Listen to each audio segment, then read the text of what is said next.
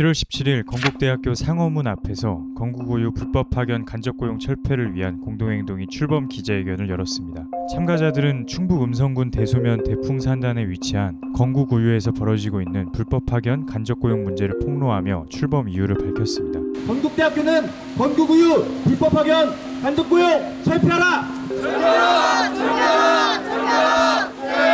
충북 음성군은 내국인 인구만 따지면 10만이 조금 안 되고 이주 노동자까지 합치면 10만이 조금 넘는 군입니다. 음성군의 65세 이상 인구 비율은 2014년 6월 25.8%로 다른 여타 비수도권처럼 고령화가 심각하게 진행된 지역입니다. 100명 이상 고용하는 공장이 많지 않은 음성 지역에서 건국우유는 150여 명을 고용하는 그나마 큰 편에 속하는 기업이었습니다. 이날 건국우유에서 10개월 동안 불법 파견 당사자로 일하다 해고된 L씨로부터 건국우유의 노동 실태에 대해 들을 수 있었습니다. L씨는 대소면에 있는 돼지인력이란 직업 소개서를 통해 건국우유의 하청업체인 JNB 맨파워가 운영하는 대풍산업단지의 건국우유 제조공장에 파견됐습니다. 저는 이제 돼지 용이라는데 용역회사를 통해서 이제 건국대학교 건국우유에 이제 들어갔어요. 이제 들어갈 때도 뭐 이거 아무것도 몰랐고 들어가서 뭐 그래도 일용직이라도 무슨 수당이 얼마인지 아니면 이런 걸 좀 알려도 가르쳐주지 않더라고요. 그냥 일만 무적했는데 이 공장에선 냉장 살균 처리한 우유를 우유값에 넣는 작업, 우유를 박스에 담는 작업, 상자 세척, 분류 및 상차 작업 등이 이루어졌습니다. 식품 제조업체의 많은 공정이 자동화됐지만 여전히 수작업이 필요한 공정들에 L씨 같은 일용직 노동자가 동원됐습니다.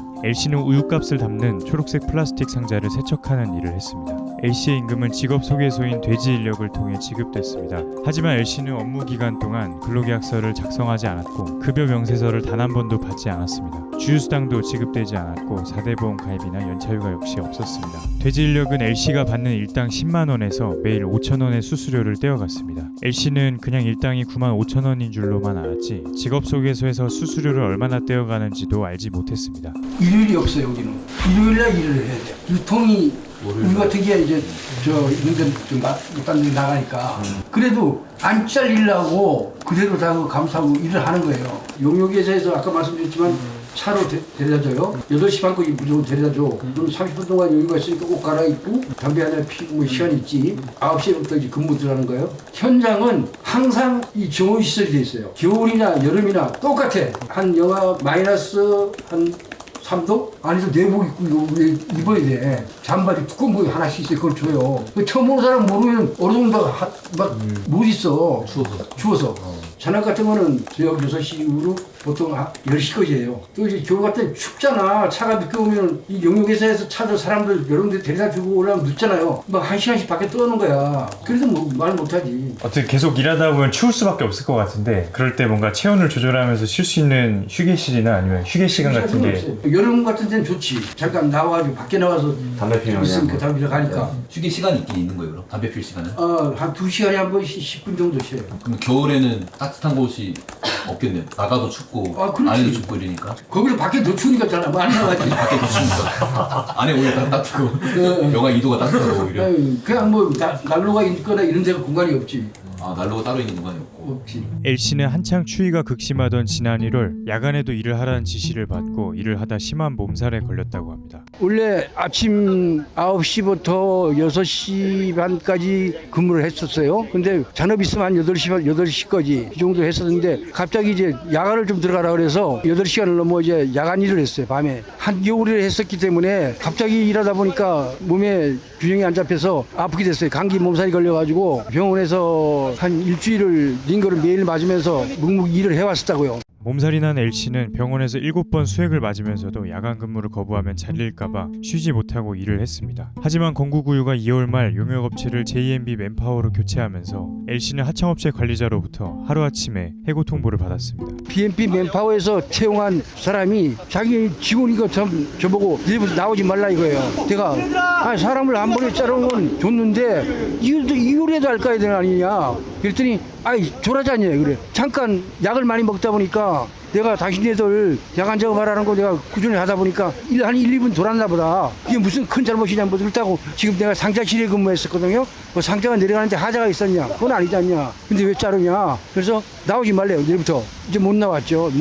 그러니까 너무 이제 억울한 거야. 노동자를 쓰다 버리는 건국우유의 억울함을 느낀 L씨는 음성노동인권센터를 찾아갔고 그렇게 건국우유를 상대로 한 투쟁이 시작됐습니다. 지난 5월 음성노동인권센터가 건국우유, JMB 맨파워, 돼지인력을 파견법, 근로기준법, 직업안정법 위반으로 근로감독을 요청했고 근로감독 결과에 따라 고용노동부는 지난 7월 1일 건국우유의 불법 파견 및 노동법 위반 사실을 적발했습니다. 돼지인력은 건국우유의 노동력만 보내고 지휘 관리는 1차 하도급 업체인 JMB 맨파워에서 수행했던 명백한 불법 파견이었습니다. 음성지역에는 돼지인력 같은 직업 소개소가 200여 곳 가까이 존재하는데 행정당국의 감독과 적발을 피하기 위해 폐업과 재개업을 반복하고 일부는 무등록 상태로 운영되고 있다고 합니다. 이런 불법 파견 구조 속에서 L씨 같은 노동자들은 열악하고 위험한 노동 조건에서 일하다 쉽게 해고됐지만 원청은 아무런 책임도 지지 않았습니다. 이미 7년 전에 음성노동인권센터는 음성지역에서 신세계푸드, 상구FS, 직업소개소로 이어지는 불법 파견 간접고용 문제를 공론화했었습니다. 하지만 긴 세월에 걸친 법정 투쟁에 승소했지만 무노조 상태에서 불법 파견의 구조는 바뀌지 않았습니다. 우리 사회 구성원들의 마음을 아프게 했던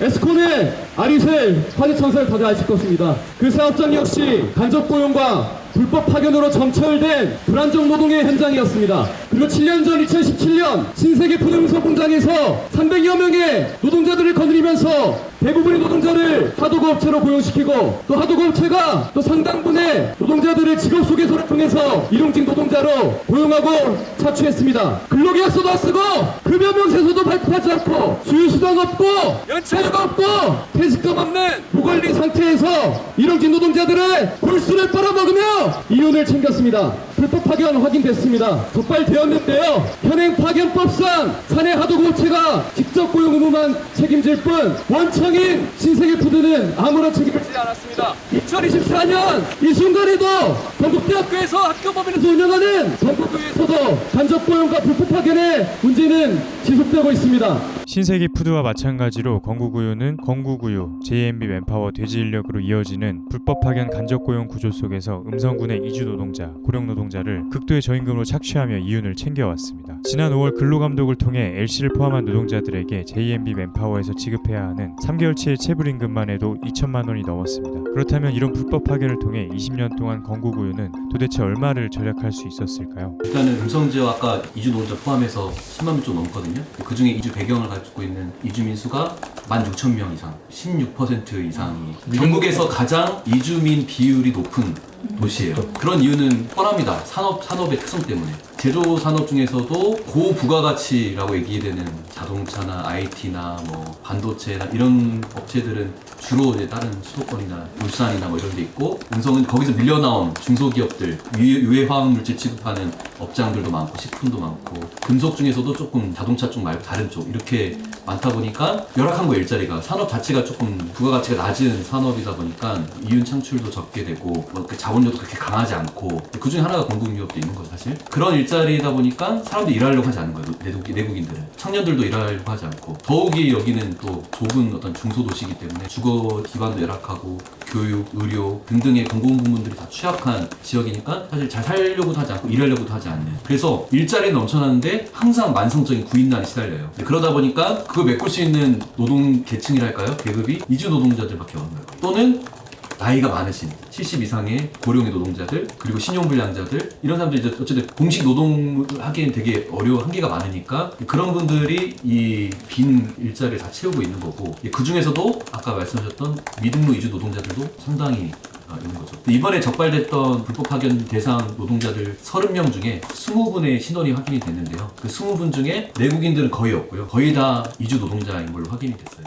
이 모든 부당함을 참을 수 없어 투쟁에 나선 L씨의 용기로부터 이 모든 사실이 알려질 수 있었습니다. 건국우유 불법 파견 간접고용 실태는 단지 음성 건국우유 공장에서 일하는 일용직 노동자들뿐 아니라 전국 곳곳에서 무권리 상태에 놓여있는 제조업 노동자들의 처지를 보여주는 창입니다. 이날 기자회견에 참석한 단체들은 건국우유 불법 파견 문제 해결을 위해 함께 투쟁하겠다는 다짐을 밝혔습니다. 건국우유의 수익금 전액은 건국대학교 장학금으로 쓰인다고 합니다. 저는 건국대학교 학생으로서 노동자를 착취해서 만든 이런 부정의한 성분표로 가득 찬 우유를 팔아서 나온 장학금을 거부합니다.